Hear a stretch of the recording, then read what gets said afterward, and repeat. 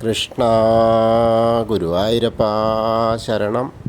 ഗുരുവായൂരപ്പൻ്റെ ഉച്ചപൂജ കഴിഞ്ഞു, കളഭാലങ്കാരം കഴിഞ്ഞു, നട തുറന്നു. അപ്പോൾ നമുക്കെല്ലാവർക്കും ഗുരുവായൂരപ്പനെ കാണാനായിട്ട് പോകണ്ടേ? എല്ലാവരും വരൂ.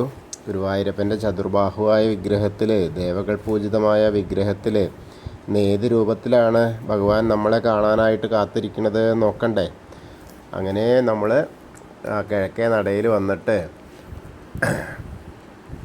ഗണപതി ക്ഷേത്രത്തിലൊന്ന് പോയിട്ട് ദർശനം നടത്താം. മേൽപ്പത്തൂർ ഓഡിറ്റോറിയത്തിൻ്റെ പുറകിലൂടെയുള്ള വഴിയിലൂടെയാണ് കേട്ടോ, അടുത്ത് തന്നെയാണ്. ആ ക്ഷേത്രത്തിൽ പലരും ചോദിച്ചു എവിടെയെന്ന്. ആ മേൽപ്പത്തൂർ ഓഡിറ്റോറിയത്തിൻ്റെ പുറകു വശത്ത് ആദ്യേന വഴി കാണാം, തൊട്ടടുത്ത് തന്നെയാണ്. അപ്പോൾ അവിടെ പോയിട്ട് ദർശനം നടത്താം, അതിന് യാതൊരു ബുദ്ധിമുട്ടുമില്ല. അത് കഴിഞ്ഞാൽ അവിടെ തിരക്കൊന്നും ഉണ്ടാവില്ല. അപ്പോൾ അവിടെ ദർശനം നടത്താം. അത് കഴിഞ്ഞ് നമ്മൾ ഗോപുരവാതിൽ കടന്ന് അകത്തേക്ക് പ്രവേശിക്കുക. വാതിൽപ്പടി കയറുമ്പോൾ അകത്തേക്ക് ഇങ്ങനെ നോക്കാം. ഇന്നിപ്പോൾ ചൊവ്വാഴ്ചയാണ്, എന്നാൽ തീരെ തിരക്കില്ല എന്നൊന്നും പറയാൻ പറ്റില്ല. കാരണം വൈശാഖ മാസം ആവുകൊണ്ട് അത്യാവശ്യം തിരക്ക് തന്നെയാണ്. രാവിലെയും ഒക്കെ തിരക്ക് തന്നെയാണ്. സാധാരണ ചൊവ്വാഴ്ചകളെ അപേക്ഷിച്ച് ഒരുപാട് തിരക്ക് കൂടുതൽ തന്നെയാണ്. അപ്പോൾ എന്തായാലും നമുക്ക് ദർശനത്തിനായിട്ട് പോവാം. ഏത് രൂപത്തിലാണെന്ന് അറിയാൻ വേണ്ടിയിട്ട് നമുക്ക് ഭയങ്കര ആകാംക്ഷയായിട്ടാണ് നമ്മൾ പോകണത്. അപ്പോൾ അങ്ങനെ ഇടത്തെ ഭാഗത്തേക്കൊന്ന് നോക്കിയിട്ട് പീഠം കാണാം, ഒന്ന് സ്മരിക്കുക, മേൽപ്പത്തൂരിനെ ഒന്ന് സ്മരിക്കുക. വലതേ വശത്ത് തൂണ് നോക്കിയിട്ട് നരസിംഹാവതാരത്തെ ഒന്ന് സ്മരിക്കുക. എന്നിട്ട് ഇങ്ങനെ നമ്മൾ ശ്രീലകത്തേക്ക് നോക്കുകയാണ്. ശ്രീലകത്തേക്ക് നോക്കുമ്പോൾ ചതുർബാഹുവായ വിഗ്രഹത്തിൽ വളരെ മനോഹരമായിട്ടുള്ള അലങ്കാരം. ആദ്യം കാൽപാദങ്ങൾ നോക്കി തുടങ്ങാം. കാൽപാദങ്ങൾ നോക്കുന്നു. അപ്പോൾ കാൽത്തടകൾ കാണാനുണ്ട്, നല്ല പട്ടൊക്കെ ഞൊറിഞ്ഞുടുത്തിട്ടുണ്ട്. അങ്ങനെ അരമണിയൊക്കെ കാണാനുണ്ട്. അങ്ങനെ മുകളിലേക്ക് ഇങ്ങനെ നോക്കി വരുമ്പോൾ ഇന്ന് ചതുർബാഹുവായിട്ടുള്ള ആ ഒരു രൂപത്തിലാണ് കാണാനുള്ളത്. ശംഖും ചക്രവും ഉണ്ട്, പിന്നെ അമൃത കലശമൊക്കെ ആയിട്ടുള്ള ഇന്ന് ധന്വന്തരി മൂർത്തിയാണ് കേട്ടോ. എല്ലാ അസുഖങ്ങൾക്കും മാറാരോഗങ്ങൾക്കൊക്കെ മറുമരുന്നായിട്ടാണെന്ന് നമ്മുടെ ഗുരുവായൂരപ്പൻ പൊന്നുണ്ണിക്കണ്ണൻ ശ്രീലകത്ത് നിൽക്കുന്നതേ. ആർക്കൊക്കെ എന്തൊക്കെ അസുഖങ്ങളുണ്ടോ എല്ലാം അന്ന് അവിടെ തീരും. അങ്ങനത്തെ ആ ഒരു അനുഗ്രഹത്തിലുമാണ് നിൽക്കുന്നത്. അപ്പോൾ എല്ലാവരും അത് കണ്ടോളൂ, നന്നായിട്ട് കണ്ടോളൂ. അമൃത കലശഹസ്തം ആയിട്ടുള്ള ആ ധന്വന്തരി മൂർത്തിയെ കാണുക. അങ്ങനെ നോക്കുമ്പോൾ കഴുത്തിലൊരു മാങ്ങാമാല ഉണ്ട്, ഒരു വളയം പോലത്തെ മാല ഉണ്ട്, ഒരു പതക്കം പോലത്തെ മാല ഉണ്ട്. 4 കൈകളിലും കൈവളകൾ കാണാനുണ്ട്. അതുപോലെ തിരുമുടിമാല 2 ഉണ്ട്. തെച്ചിയും തുളസിയും വെളുത്ത പൂവായിട്ടുള്ളതും തെച്ചിയും തുളസിയായിട്ടുള്ളതും. അതേപോലെ തന്നെ 2 ഉണ്ടമാലകൾ, വലിയ ഉണ്ടമാലകൾ കൊടുത്തിട്ടുണ്ട്. അതിലുണ്ട് തെച്ചിയും തുളസിയും വെളുത്ത പൂവും. അതിനാണ് നല്ല വെളുത്ത പൂവിന് തന്നെയാണ് കുറച്ച് കൂടുതൽ പ്രാധാന്യം. അങ്ങനെ തന്നെ രണ്ടാമത്തെ വെളുത്ത പൂവും തുളസിയായിട്ടുള്ളതും നല്ല രസമായിട്ടുള്ള ആ ഒരു ഇത്. ശംഖും ചക്രമൊക്കെ സ്വർണത്തിൻ്റെയാണ്. കലശമൊക്കെ ഇങ്ങനെ ആയിട്ട് അമൃത കുംഭമൊക്കെ ആയിട്ടാണ്. അപ്പോൾ ഏത് രോഗത്തിനും പ്രതിവിധിയായിട്ട് ഇന്ന് നമ്മുടെ ശ്രീലകത്ത് നമ്മുടെ പൊന്നുണ്ണിക്കണ്ണൻ അമൃത കലശമായിട്ട് നിൽക്കുകയാണ്, ധന്വന്തരി ദേവിയായിട്ട്. അപ്പോൾ എല്ലാവരും ശ്രീലകത്തേക്ക് നോക്കുക. ശ്രീലകത്തേക്ക് നോക്കിയിട്ട് പ്രാർത്ഥിച്ചോളൂ. ഏത് സൂക്കടാണെങ്കിലും മാറ്റിത്തരും. നമ്മൾ വിശ്വസിച്ച് പ്രാർത്ഥിച്ചാൽ അതിന് ശമനം ഉണ്ടാവുമെന്ന് ഉറപ്പാണ്. അപ്പോൾ എത്ര ബുദ്ധിമുട്ടുള്ള രോഗികളായാലും പ്രാർത്ഥിച്ചോളുക. രോഗമില്ലാത്തവർ ഇനി വരുത്തരുതേ എന്ന് കൂടി പ്രാർത്ഥിക്കുക. അപ്പോൾ നമ്മളുടെ പ്രാർത്ഥന ആ ഗുരുവായൂരപ്പൻ കേൾക്കും, ആ പൊന്നുണ്ണിക്കണ്ണൻ ആ ധന്വന്തരി ദേവി കേൾക്കും എന്ന് അങ്ങോട്ട് പ്രതീക്ഷിക്കുക. അപ്പോൾ നമ്മളിങ്ങനെ നോക്കിയിട്ട് ശ്രീലകത്തേക്ക് നോക്കി നിൽക്കുകയാണ്. ഇന്നത്തെ ഉച്ചപൂജ ഉണ്ടായിരുന്നത് മേൽശാന്തിയാണ്, കവപ്രമാരാത്ത് അച്യുതൻ നമ്പൂതിരിപ്പാടാണ്. ഇന്നത്തെ കളഭാലങ്കാരം, വിശിഷ്ടമായ അലങ്കാരം ചെയ്തിരിക്കുന്നത് കക്കാട് സതീശോദിക്കനാണ്. വളരെ മനോഹരമായിട്ടുള്ള അലങ്കാരമാണ്. അപ്പോൾ എല്ലാവരും അമൃത കലശമേന്തി നിൽക്കുന്ന രൂപത്തെ കണ്ടു വണങ്ങുക. അതിനുശേഷം നമ്മൾ സോപാനപ്പടിയിൽ നിന്ന് താഴത്തേക്ക് ഇറങ്ങുകയാണ്. താഴത്തേക്ക് ഇറങ്ങുമ്പോൾ ആദ്യം കാണുന്ന ഒരു പീഠം, ബലിക്കല്ല്, ബലിക്കല്ല് അഗ്നി കോണിലുള്ള ബലിക്കല്ല് നോക്കിയിട്ട് തൊഴുക. പിന്നീട് തിടപ്പള്ളി നോക്കിയിട്ട് തൊഴുക. ഭഗവാന് നേദ്യം തയ്യാറാക്കുന്ന വളരെ പ്രാധാന്യമർഹിക്കുന്ന തിടപ്പള്ളി നോക്കി തൊഴുത് പിന്നീട് തിരിച്ചു വരുമ്പോൾ നമ്മുടെ ശ്രീകോവിലിൻ്റെ ചുമരിൽ ആലിലക്കണ്ണൻ, പച്ച ആലിലയിലിങ്ങനെ പള്ളി കൊള്ളുന്ന ആലിലക്കണ്ണനെ കാണാം, കണ്ട് തൊഴാം. പിന്നെ സപ്തമാതാക്കളെ കണ്ട് തൊഴുക. അതിനുശേഷം ഗണപതിയുടെ അവിടെ വരിക. ഗണപതിയുടെ അടുത്ത് വന്നിട്ട് ഗണേശനെ കണ്ട് തൊഴാം. അവിടെ നിന്ന് നിറയെ മാലകളും പൂക്കളും കൊണ്ട് ധാരാളം അർച്ചനയൊക്കെ കഴിഞ്ഞിട്ടുണ്ട്. പുറകു വശത്തൊക്കെ നന്നായിട്ട് അലങ്കാരമായിട്ട് ഇങ്ങനെ ഉണ്ട്. കൊമ്പും തുമ്പിക്കൈയൊക്കെ ഇങ്ങനെ വെച്ച് വളരെ മനോഹരമായിട്ടാണ് ഗണേശൻ ഇരിക്കുന്നത്, ഭക്തരെ അനുഗ്രഹിക്കാനായിട്ട്. അപ്പോൾ പ്രാർത്ഥിച്ചോളൂ. ഏകദന്തം മഹാകായം തപ്തകാഞ്ചന സന്നിഭം ലംബോദരം വിശാലാക്ഷം വന്ദേഹം ഗണനായകം. അത് കഴിഞ്ഞ് സരസ്വതി അറയിലേക്ക് നോക്കുക. സരസ്വതി അറയിലേക്ക് നോക്കിയിട്ട് സരസ്വതി ദേവീനെ പ്രാർത്ഥിക്കുക. സരസ്വതി നമസ്തുഭ്യം വരദേ കാമരൂപിണി വിദ്യാരംഭം കരിഷ്യാമി സിദ്ധിർഭവതു മേ സദാ. അങ്ങനെ അവിടുന്ന് പ്രാർത്ഥനയൊക്കെ കഴിഞ്ഞ് നമ്മൾ അങ്ങനെ പോരുമ്പോൾ ആ സൈഡിൽ കോർണറിലെത്തിയാൽ ചെറിയ ഗണേശൻ്റെ വിഗ്രഹം കാണാൻ ഒരു തുളസിമാല ചാർത്തിയിട്ടുണ്ട്, നല്ല വലിയ തുളസിമാല. അത് കഴിഞ്ഞ് മത്സ്യം, കൂർമ്മം, വരാഹം, നരസിംഹം വരെയുള്ള രൂപങ്ങൾ കാണാം. അപ്പോൾ അതൊക്കെ കണ്ട് തൊഴുക. അതിന് ശേഷം ആ മേൽശാന്തി ഇരിക്കുന്ന സ്ഥലത്ത് കക്കാട് സതീഷ് ചോദിക്കാനിരിക്കണം. പൂജയൊക്കെ കഴിഞ്ഞ് കളവാലങ്കാരമൊക്കെ കഴിഞ്ഞ് വന്നിരിക്കുകയാണ്. അപ്പോൾ അദ്ദേഹത്തിൻ്റെ അടുത്ത് നിന്ന് അർച്ചന പ്രസാദമൊക്കെ വാങ്ങാം. അത് കഴിഞ്ഞാൽ വാമനാവതാരം കാണാം, ആ രൂപം കാണാം. അതേപോലെ ഗജേന്ദ്രമോക്ഷത്തിൻ്റെ രൂപം കാണാം.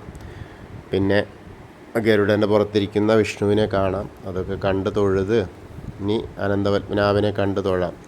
അവിടെ വരുമ്പോൾ നിറയെ മാലകളുണ്ട്. താമരമാലയുണ്ട്, തുളസിമാലകളുണ്ട്, വിധാനമായിട്ട് ഇങ്ങനെ ചാർത്തിയിട്ടുണ്ട്. ലക്ഷ്മി വിളക്കിൽ നിറയെ ദീപം തെളിഞ്ഞ് കത്തുന്നു. അപ്പോൾ എല്ലാവരും കണ്ട് പ്രാർത്ഥിച്ചോളൂ. അതിനുശേഷം നമ്മളിങ്ങനെ ആ ശ്രീകോവിലിൻ്റെ പുറകുവശത്തേക്ക് വരിക. അവിടെ ഒന്ന് സാഷ്ടാംഗം നമസ്കരിക്കുക, പ്രാർത്ഥിക്കുക. അതിന് ശേഷം നമ്മൾ തിരിച്ചെങ്ങോട്ട് തന്നെ വരുമ്പോൾ ആ ശ്രീരാമചന്ദ്രനെയും ബലരാമസ്വാമിയെയും ഒക്കെ കണ്ട് തൊഴുത്, ഇപ്പോൾ നാളെ ബലരാമസ്വാമിയുടെയൊക്കെ ജന്മദിനമാണ്, അപ്പോൾ ജയന്തിയാണ്. ഇവിടെ നെന്മിനി ബലരാമക്ഷേത്രത്തിലൊക്കെ വളരെ പ്രാധാന്യം കേട്ടോ.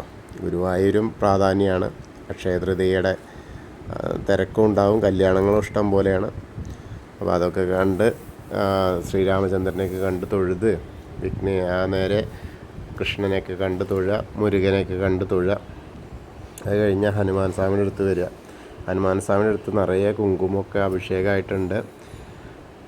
വെറ്റിലമാലുണ്ട്, ഒരു നാരങ്ങമാലയുണ്ട്. അപ്പോൾ എല്ലാവരും കണ്ട് തൊഴുതോളൂ. ത്വമസ്മിൻ കാര്യനിര്യാഗേ പ്രമാണം ഹരിസത്തമ ഹനുമാൻ യജ്ഞമാസ്തായ ദുഃഖക്ഷയകരോ ഭവ മനോജവം മാരുതതുല്യവേഗം ജിതേന്ദ്രിയം ബുദ്ധിമതാം വരിഷ്ഠം വാദാത്മജം വാനരയൂഥമുഖ്യം ശ്രീരാമദൂതം ശിരസാ നമാമി. ബുദ്ധിർബലം യശോധൈര്യം നിർഭയത്വം അരോഗത അജാഡ്യം വാക്പടുത്വം ഹനുമസ്മരണാത് ഭവേത്. ഓം നമോ ഭഗവതേ ആഞ്ജനേയായ മഹാബലായ സ്വാഹ. ഹനുമാൻ സ്വാമീനെ കണ്ടു, പ്രാർത്ഥിച്ചു. അതിനുശേഷം ആ രാധാകൃഷ്ണ വിഗ്രഹമൊക്കെ കണ്ടു. അങ്ങനെ ഓവിൻ്റെ അവിടെ വന്ന് കുറച്ച് നേരം പ്രാർത്ഥിച്ചു. അതിനുശേഷം നേരെ ഓവിൻ്റെ അവിടുന്ന് പടിഞ്ഞാറോട്ട് ഇങ്ങോട്ട് വന്നാൽ ആ ചുമരുമ്മൽ പുതിയ ആ താമരക്കണ്ണനെ കണ്ട് തൊഴാം. അവിടെയും തൊഴുതതിന് ശേഷം നേരെ കിഴക്ക് വശത്തേക്ക് ഇങ്ങോട്ട് വരുമ്പോൾ ആ ഗ്രില്ല് കാണാം. ഗ്രില്ലിനപ്പുറത്ത് കടന്നാൽ മണിക്കിണർ കണ്ട് തൊഴാം. അതേപോലെ നൃത്താറയിലേക്ക് കാണാം. നൃത്താറയിൽ ആ കെടാവിളക്ക് ഇങ്ങനെ കത്തുകയാണ്. ഇന്നിപ്പോൾ അകത്ത് ധന്വന്തരി മൂർത്തിയാണ്. അപ്പോൾ നമ്മുടെ പൊന്നുണ്ണിക്കണ്ണൻ ഏത് രൂപത്തിലാണ് നൃത്തം ചെയ്യണത് നമ്മൾ ചിന്തിച്ച ആ രൂപത്തിൽ നമ്മുടെ മനസ്സിൽ വരും. അങ്ങനെ വന്ന് അതിനുശേഷം നേരെ ഇങ്ങോട്ട് വരുമ്പോൾ ആ കുറൂരമ്മേനെയും ആ കൃഷ്ണാട്ടത്തിൻ്റെ ആ രൂപവും അതേപോലെ നാരദരെയൊക്കെ കണ്ട് തൊഴുത് നേരെ വടക്കേ നടയിലൂടെ പുറത്തേക്ക് വരിക. പ്രസാദ കൗണ്ടറിൻ്റെ അവിടെ നിന്ന് ചന്ദനവും തീർത്തൊക്കെ വാങ്ങാം. ഇന്ന് കുറച്ച് ആളുകളേ ഉള്ളൂ അവിടെ. അപ്പോൾ അവിടുന്ന് അതൊക്കെ വാങ്ങിയിട്ട് സേവിക്കാം. അതിനുശേഷം നമ്മൾ എടത്തരികത്ത് കാവിലെ ഭഗവതീനെ കാണാനായിട്ട് പോവാം. അങ്ങനെ വരുമ്പോൾ അവിടെ ഭഗവതിയുടെ അവിടെ നിന്ന് നല്ല രസമായിട്ടുള്ള അലങ്കാരമാണ്. ആ രണ്ട് രൂപങ്ങളും ഉണ്ട്. അപ്പുറത്ത് ശിവേലി വിഗ്രഹം പോലത്തെ, അതുകൊണ്ട് ഇപ്പുറത്ത് അമ്മയുണ്ട്. നല്ല അലങ്കാരം. പുറകു വശത്തൊക്കെ നിറയെ പട്ടൊക്കെ ഞൊറിഞ്ഞ് ഇങ്ങനെ നല്ലൊരു കളറിലൊക്കെയാണ്. അതേ മുകളിലൊക്കെ നിറയെ പൂക്കളിങ്ങനെ മാലകൾ കെട്ടിയിട്ട് വെച്ചിട്ടുണ്ട്. ധാരാളം അമ്മയ്ക്ക് അർച്ചനയും ധാരാളം നടന്നിട്ടുണ്ട്. അപ്പോൾ അതൊക്കെ ഇങ്ങനെ കാണാനുണ്ട്.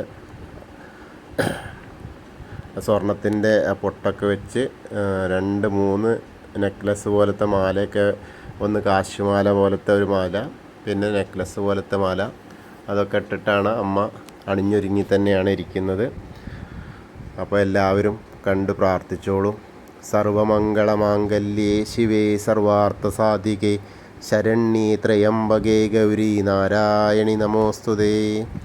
അങ്ങനെ അമ്മയെ കണ്ട് തൊഴുത് അങ്ങനെ തിരിച്ചു വരുമ്പോൾ കോർണറിലെത്തിയാൽ മമ്മിയൂരപ്പനെ പ്രാർത്ഥിക്കുക. എന്നിട്ട് തിരിഞ്ഞു നിന്നിട്ട് വടക്ക് പടിഞ്ഞാറ് ഭാഗത്തേക്ക് നോക്കുക. എന്നിട്ട് നമഃശിവായ നമഃശിവായ നമഃശിവായ എന്നുള്ള പഞ്ചാക്ഷരി മന്ത്രം മനസ്സിൽ ജപിക്കുക. അങ്ങനെ മനസ്സിൽ തന്നെ നമ്മൾ മമ്മിയൂരപ്പനെ സ്മരിക്കുക. മമ്മിയൂർ പോയ അനുഭവമായി. മമ്മിയൂരപ്പൻ്റെ അനുഗ്രഹം നമുക്ക് ലഭിക്കുകയും ചെയ്യും. അത് കഴിഞ്ഞാൽ നേരെ കൊടിമരത്തിൻ്റെ അവിടെ വന്നിട്ട് ഒന്നുകൂടി ആ അമൃത കലശം ഏന്തി നിൽക്കുന്ന ആ രൂപത്തെ ഒന്നുകൂടി വണങ്ങുക. അങ്ങനെ അതിന് ശേഷം നേരെ കൂത്തമ്പലത്തിൽ വരിക. കൂത്തമ്പലത്തിൻ്റെ അവിടെ വന്ന് തൊഴാം. അതിന് ശേഷം നേരെ അയ്യപ്പസ്വാമിയുടെ അടുത്ത് വരിക. അയ്യപ്പസ്വാമിയുടെ അടുത്ത് വന്ന് അവിടെ ഇന്ന് ചന്ദനം കൊണ്ടൊക്കെ നല്ല അലങ്കാരമായിട്ടുണ്ട്. ആ പുറകു വശത്തെ പീഠമൊക്കെ നന്നായിട്ട് ഇങ്ങനെ മാലകൾ കൊണ്ട് അലങ്കരിച്ചിരിക്കുക അയ്യപ്പസ്വാമിയുടെ അടുത്ത്. അപ്പോൾ എല്ലാവരും കണ്ട് തൊഴുതോളൂ. ഭൂതനാഥ സദാനന്ദ സർവഭൂതദയാപര രക്ഷ രക്ഷ മഹാബാഹോ ശാസ്തേ സ്തുഭ്യം നമോ നമഃ. അത് കഴിഞ്ഞ് പടിഞ്ഞാറ് ഭാഗത്ത് വന്ന് ആ ദീപസ്തംഭത്തിൻ്റെ മുകളിലുള്ള വേണുഗോപാല സ്വരൂപം കാണാം. അതേപോലെ കുറച്ചിങ്ങോട്ട് ഇറങ്ങി നിന്നാൽ ആ കൊടിമരത്തിൻ്റെ മുകളിലുള്ള ഗരുഡധ്വജനെയും കണ്ട് തൊഴാം. അപ്പോൾ നമ്മളിന്ന് എല്ലാ അസുഖങ്ങൾക്കും പ്രതിവിധിയായിട്ട് നിൽക്കുന്ന നമ്മുടെ ധന്വന്തരമൂർത്തിയെ കണ്ട് വണങ്ങി ഉച്ചപൂജ കണ്ട് തൊഴുതു ഗുരുവായൂരപ്പനെ ദർശിച്ചു. എല്ലാവരുടെയും അസുഖങ്ങളൊക്കെ മാറും. നന്നായിട്ട് പ്രാർത്ഥിച്ചോളുക.